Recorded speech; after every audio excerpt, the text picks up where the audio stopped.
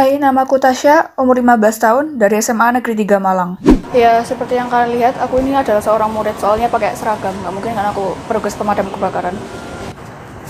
Ya, setelah 6 tahun SD, 3 tahun SMP, dan SMA ini, sekarang aku udah berhasil menemukan kesimpulan dari observasiku terhadap teman-temanku. Ternyata ada beberapa spesies yang bisa kita jumpai di lingkungan sekolah kita ini. Yang pertama itu adalah spesies ambisius. Ciri-ciri mereka adalah memakai seragam yang rapi dan jam tangan Casio yang sangat besar.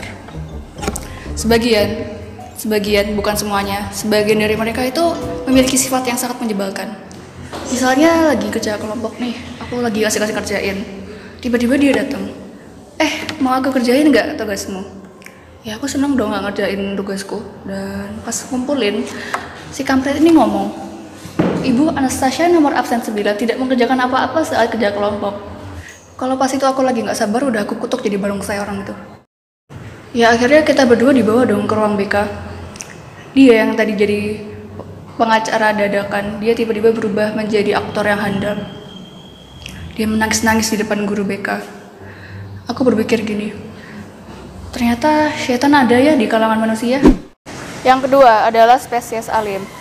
Ciri-ciri dari spesies ini tuh seragam tidak ketat dan tutur katanya sangat dijaga. Karena pribadi yang polos dan tidak aneh-aneh, kita tuh sangat adem melihatnya ya. Tapi ada aja rasa di hati ini untuk menjahili mereka.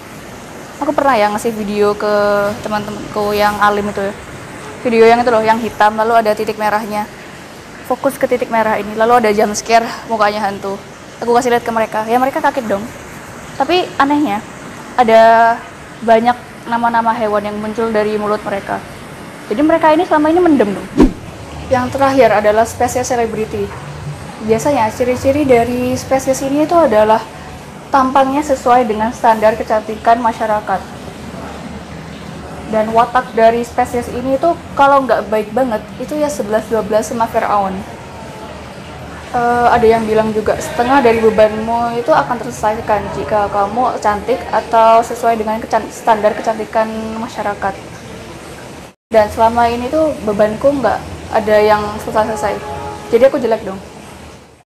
Tapi menurutku semua spesies itu sama aja.